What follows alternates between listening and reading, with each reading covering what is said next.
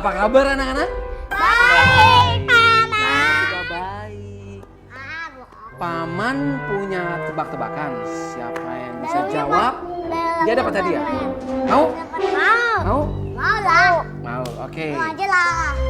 Binatang apa yang belalainya panjang, kuping yang lebar, badannya besar? Aku tahu paman. Apa? Gajah. Kamu dapat.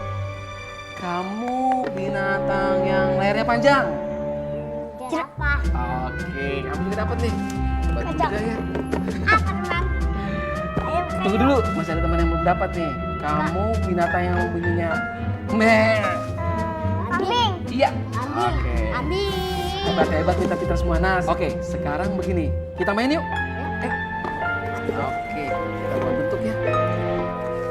Itu. Yuk. Itu. Yuk. Ayo, siapa cepat dia dapat hadiah lagi nih kayaknya nih. Ayo. Aku bikin rumah. Ada yang kecil, ada yang gede. Iya. Aku udah. Aku belum. Kamu udah? Kalau udah tos dulu. Tos dulu. Kau udah. Yes. Kamu juga tos. Oke. Salam jumpa ayah, bunda, dan bapak ibu guru tercinta. Senang sekali saya Novita Eiji dapat kembali menjumpai Anda dalam sebuah program persembahan dari Kementerian Pendidikan Nasional yang membahas tentang pendidikan anak usia dini, insan cerdas, berakhlak mulia. Di episode kali ini kita akan membahas tema lingkungan sebagai guru untuk anak dan tentunya kita nanti akan berbincang-bincang dengan narasumber kita. Jadi jangan kemana-mana.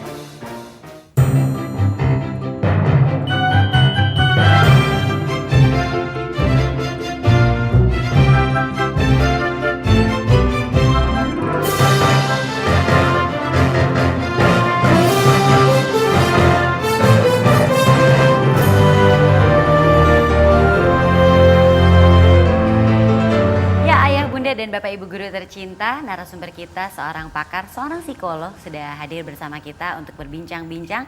Beliau adalah Dr. Anda Rahmita P. Sunjoyo PSI. Apa kabar? Kita ketemu lagi Bu Mita. Iya betul. Ya Bu Mita, ini mungkin langsung aja kita akan membahas seputar topik kita, tapi berawal dari pertanyaan saya yang simpel dulu, yang gampang dulu. Sebenarnya pengertian guru bagi anak itu apa Ibu Mita? Oke, guru itu adalah seseorang yang akan memberikan pengalaman, seseorang yang kalau anak-anak usia dini itu biasanya guru tuh seseorang yang maha, semuanya tahu, semuanya bisa. Jadi panutan biasanya iya, ya. Betul. Jadi lalu? segalanya deh buat anak-anak karena kita pasti akan pernah lah mendengar di rumah gitu kata bu guru. Iya, betul sekali. Itu mantap sekali gitu. Jadi apa yang dilakukan, apa yang dikatakan, apa yang disampaikan oleh guru itu sangat bermakna bagi seorang anak. Nah, berkaitan dengan tema kita, lingkungan sebagai guru bagi anak. Nah, ini apa nih maksudnya nih Bu? Oke, jadi sekeliling anak ya, apakah itu lingkungan rumah yang paling kecil ya, itu lingkungan rumah, lingkungan sekolah atau lingkungan masyarakat, semua yang ada di sekitar dia itu akan bisa menjadi guru bagi si anak, guru dalam tanda petik ya gitu. Karena lewat dari sekeliling dia di rumah dia akan bisa mempelajari sesuatu. Dari sekeliling dia di sekolah atau di lingkungan masyarakat dia akan bisa melihat nilai-nilai tertentu yang ditampakkan. Yang kemudian oh seperti ini toh. Jadi ini yang akan saya ambil. Jadi seperti itu. Jadi lingkungan seperti apa yang bisa menjadi guru bagi anak kita? Tentunya harus lingkungan yang baik, yang kondusif, yang dapat mengembangkan seluruh aspek-aspek dalam diri si anak. Aspek fisik, kognitif, bahasa, sosial emosional, nilai-nilai agama, itu harus dapat dimunculkan dari lingkungan tersebut. Iya, jadi ternyata bukan hanya orang tua dan juga guru yang menjadi sumber tempat anak belajar ya, lingkungan pun juga demikian ya. Jadi memang anak ini bagaimana sih dia bisa belajar melalui lingkungan? Ya, tentunya kalau kita lihat secara fisiknya saja gitu ya, ada yang dia bisa pegang, ada yang bisa dia rasakan, ada yang bisa dia dengar, ada yang bisa dia ajak bercakap-cakap. Itu adalah lingkungan fisik yang dia bisa lihat, yang bisa membantu dia untuk mengembangkan kemampuan-kemampuannya. Tapi juga yang secara tidak langsung terlihat non fisiknya, misalnya tadi kebiasaan-kebiasaan, sikap-sikap, nilai-nilai yang dimunculkan dari lingkungan itu juga akan bisa dipelajari oleh anak, akan ditangkap oleh anak, diserap oleh anak, dan kemudian dia bisa lakukan kembali, dia coba tirukan, coba dia masukkan ke dalam diri dia, seperti itu. Jadi Ibu Mita, memang kita bisa ya mengatakan bahwa anak-anak kita memang tidak ada salahnya berguru pada lingkungan. Jelas sekali. Nah itu dia pemirsa, akan kita bahas lebih dalam lagi, jadi jangan kemana-mana, tetaplah bersama kami di Insan Cerdas Berakhlak Mulia.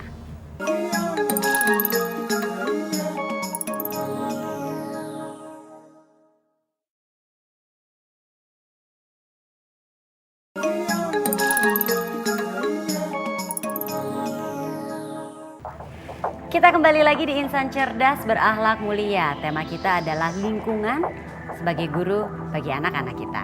Nah tadi Ibu Mita sudah menjelaskan beberapa hal atau manfaat dari anak-anak berguru pada lingkungan.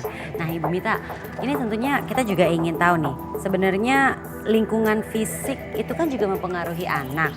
Nah bagaimana kita menyiapkan lingkungan fisik yang baik untuk anak-anak kita belajar nih Bu? Oke, ya kita kalau berbicara mengenai lingkungan fisik, tentu yang utama adalah kita bagaimana kita menatanya. Nah, menata lingkungan fisik itu harus pertama disesuaikan dengan perkembangan anaknya, usia anaknya. Contoh sederhana, kalau rumah kita penuh dengan porselen, anak kita Gucci antik yang harganya mahal. Terbayang anak kita yang usianya 1 tahun, ketika dia baru mulai jalan tuh sesuatu kenikmatan, atau anak-anak batita lah ya, itu yang jalannya lagi kenceng-kencengnya nih. Terbayang bagaimana hebohnya kita untuk melarang dia tidak boleh berjalan, padahal dia sedang ingin berjalan. Dia ingin memegang sesuatu, betapa repotnya kita melarang dia untuk tidak boleh memegang porselen itu, Gucci itu, dan lain sebagainya. Jadi kita bisa melihat dari ilustrasi itu bahwa lingkungan yang dibuat itu tidak sesuai dengan perkembangan anak kita. Jadi kalau kita masih punya anak yang kecil, buatlah lingkungan itu yang cukup bersih, minimalis saja, atau barang-barang yang diletakkan tidak berbahaya buat anak, tidak bisa tidak mengancam keselamatan anak juga, gitu kan. Kalau terlalu banyak kaca porselen seperti itu kan, kalau jatuh melukai anak itu akan susah, atau benda-benda berat tapi yang tidak kokoh, kesenggol anak, jatuh menimpa anaknya gitu. Itu jadi yang harus diperhatikan, sehingga selain memperhatikan perkembangan anak juga untuk kepentingan siapa gitu. Kita ingin rumah kita dianggap rumahnya cakep banget, rumahnya sangat tertata bagus sekali, ataukah kita ingin anak kita bisa berkembang dengan baik. Kita tidak repot, tidak penuh dengan kejengkelan ketika lantai yang baru kita pel jadi berantakan karena semua mainan anak itu tergeletak di sana gitu. Ibu, nanti kita lanjutkan lagi ya. Saat ini saya ingin mengajak pemirsa untuk menyaksikan sebuah tayangan mengenai lingkungan sebagai guru untuk anak. Sebagai makhluk hidup, selain berinteraksi dengan manusia lain, anak juga berinteraksi dengan lingkungan hidup dan benda-benda mati. Lingkungan hidup tersebut adalah berbagai hewan dan tumbuhan, sedangkan benda-benda mati antara lain adalah udara, air, dan tanah. Dari segi positif kita ambil contoh di halaman rumah. Di sini anak-anak bisa menemukan berbagai jenis pohon buah sehingga mereka bisa melihat secara langsung bagaimana bentuk dan wujud pohon dari buah yang suka mereka makan. Dengan demikian, anak-anak bisa belajar tentang nama, jenis, bahkan bentuk pohon serta buah. Namun tidak selamanya lingkungan memberikan efek positif bagi anak. Saat menonton televisi misalnya, tak menutup kemungkinan bahwa anak-anak menjadi korban terpaparnya tayangan kekerasan, kejahatan, dan tayangan-tayangan lain yang tidak sesuai dengan usianya. Padahal usia anak-anak adalah usia pembelajaran. Dengan kata lain, apapun informasi yang mereka terima akan terekam dalam memori mereka. Lebih jauh lagi, memori tersebut akan terefleksikan dalam perilaku, sikap, dan gaya hidup mereka nantinya. Pemirsa, tadi kita melihat dalam tayangan bahwa anaknya dibawa ke pasar, anaknya diajak ke museum. Ini tujuannya apa ya Ibu ya? Ini kita tahu merupakan salah satu tempat anak belajar, yaitu lingkungan, ya kan? Betul. Tapi apa manfaatnya Bu? Betul. Jadi tadi kan pertama saya katakan bahwa anak itu belajar dari sesuatu yang sifatnya nyata, konkret. Sehingga ketika anak diajak ke pasar, dia akan tahu, oh yang namanya sayuran seperti ini. Oh yang namanya buah-buahan seperti ini. Oh lauk pauk yang lain seperti apa. Kemudian oh ada pedagang. Oh caranya orang membeli itu seperti ini. Oh caranya orang menawar itu seperti apa. Jadi dia akan banyak belajar sesuatu. Kemudian ketika katakanlah kalau kita mau berbicara soal museum, barangkali ya anak-anak di perkotaan bisa diajak ke sana, dia akan bisa melihat sesuatu. Museum apa dulu yang dia lihat? Misalnya kalau museum batik, berarti anak bisa melihat ada perkembangan batik-batik di Indonesia itu ada begitu banyak ragamnya. Oh caranya membatik itu seperti apa gitu. Sehingga hal-hal yang sifatnya nyata, anak bisa mencobakan. Tadi misalnya kalau ke pasar dia bisa pegang tomat itu seperti apa, oh wortel itu seperti apa, oh ikan yang masih hidup itu seperti apa, ikan yang sudah siap untuk dimasak dan lain sebagainya seperti apa, itu akan jauh lebih bermakna ketimbang dia hanya diucapkan saja. Nah demikian juga untuk guru. Guru itu tidak hanya duduk anak-anak duduk manis di bangkunya, kemudian menghadapi kertas, kemudian menggunakan pensil, spidol, dan lain sebagainya untuk mengerjakan itu. Ya. Anak belajar tidak dengan cara seperti itu saja.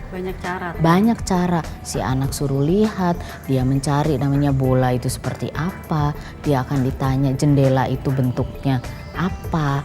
Belajar geometri bukan hanya dari gambar, dia lihat seperti itu, justru dari lingkungan nyata dia bisa tahu nggak? Silinder seperti apa, lingkaran dan lain sebagainya gitu. Nah itu yang harus banyak didorongkan kepada orang tua dan guru berkaitan dengan bagaimana dia memanfaatkan lingkungan sekitar untuk mengembangkan potensi-potensi yang ada pada diri anak. Berarti anak itu bukan hanya belajar dengan menggunakan buku maupun alat tulis aja ya Bu? Iya betul sekali. Oke. Ini nampaknya memang semakin bertambah ya wawasan kita mengenai lingkungan sebagai guru bagi anak-anak kita. Kita akan istirahat dulu sejenak, setelah kita kembali lagi nanti akan kita bahas jenis-jenis lingkungan yang dapat menjadi tempat belajar bagi anak-anak kita. Jangan kemana-mana.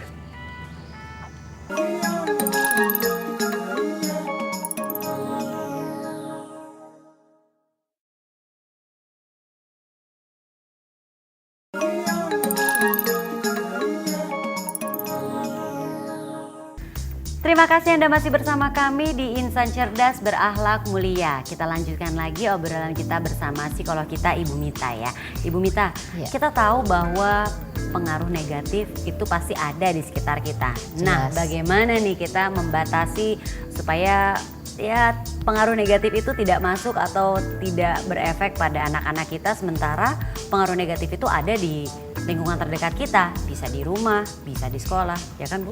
Ya, tentu saja kita harus bisa meminimalisir dampak-dampak negatif tadi. Dampak-dampak negatif itu dengan cara kita lebih banyak menyodorkan hal-hal yang sifatnya positif.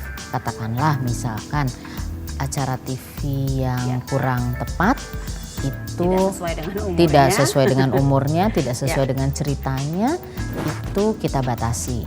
Berarti anak tidak menonton televisi, tapi anak lebih banyak untuk berkegiatan, beraktivitas di lingkungan sekitarnya. Nah, ketika kita memberikan kesempatan pada anak untuk dia melakukan mengeksplorasi lingkungannya, lingkungan itu harus aman. Sehingga tidak memberikan pengaruh negatif tadi kan, kalau anak dibolehkan mengeksplor tapi lingkungannya tidak aman. Tadi ada barang yang mudah pecah, ada barang yang tidak kokoh berdirinya yang bisa menimpa anak, atau lantai yang terlalu licin sehingga anak berlarian nanti kepleset, atau terlalu banyak tangga. Nah, hal-hal seperti itu kan lingkungan menjadi tidak aman dan memberikan efek yang negatif. Maksudnya dia biar bisa lebih mampu jalan dan lain sebagainya, malah celaka. Nah, hal-hal seperti itu. Sekolah pun juga demikian. Bagaimana lingkungan sekolah bisa menjadi lingkungan yang aman untuk anak. Bagaimana aman tuh dari segalanya, dari sarana prasarana maupun orang-orang gitu. Bagaimana sekolah menjaga tidak sembarangan orang keluar masuk di sekolah tersebut. Hal-hal seperti itulah yang harus difikirkan oleh baik orang tua maupun oleh si pendidik. Bagaimana si anak itu bisa orang tua dan anak, guru dan anak itu bisa memanfaatkan lingkungan bersama-sama. Sabtu, Minggu orang tua ada di rumah, kenapa tidak memanfaatkan lingkungan sekitar rumah? Ada hal lain yang bisa kita lakukan untuk membekali anak-anak kita dari pengaruh negatif, untuk menghindari sebenarnya pengaruh negatif bagi anak-anak kita. Ya, kalau kita bisa memberikan hal-hal positif, yang lebih positif lebih banyak, tentu anak tidak akan mencari hal-hal yang tidak tepat. Betul, Bu. Kalau dia diberi tahu bagaimana cara menggunakan alat-alat, bagaimana caranya dia mengeksplorasi di lingkungan itu dengan benar, anak akan terhindar dari pengaruh negatif tadi. Jadi anak boleh mengeksplor, tapi bagaimana caranya? Oh, anak boleh manjat pohon. Bagaimana caranya manjat pohon yang benar kan? Enggak, ya udah mau manjat pohon silakan. Mau nyemplung ke kolamnya 3 meter kamu silakan, kan tidak mungkin. Padahal harus dikasih tahu, oh iya, nah kamu belum bisa berenang, berarti kalau mau main air di kolam yang ini, katakanlah gitu. Kalau dia sudah pergi keluar dari rumahnya atau di rumah juga bisa, dia sangat tertarik untuk naik ke bangku yang tinggi atau apa, kasih tahu bagaimana sih caranya naik bangku itu. Tapi kalau bangku itu betul-betul tidak cocok untuk anak mainkan, singkirkan dulu, simpan di tempat yang tidak mudah diraih oleh si anak. Di sekolah pun juga demikian, begitu. Baik Ibu Mita, sekarang giliran pemirsa nih yang bertanya nih. Satu pertanyaan dari pemirsa, apa itu pertanyaannya? Ini dia.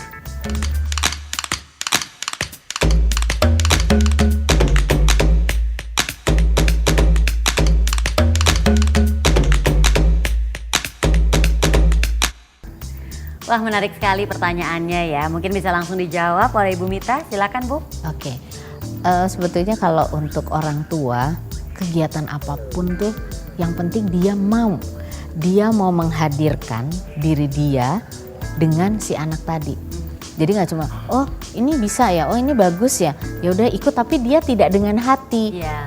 Hanya sekedar menemani. Menemani saja nggak bisa juga gitu. Jadi ketika anak ingin main, katakanlah balok di rumah, wah tersebar berantakan, ya sudah nggak apa-apa, ikut duduk di karpet.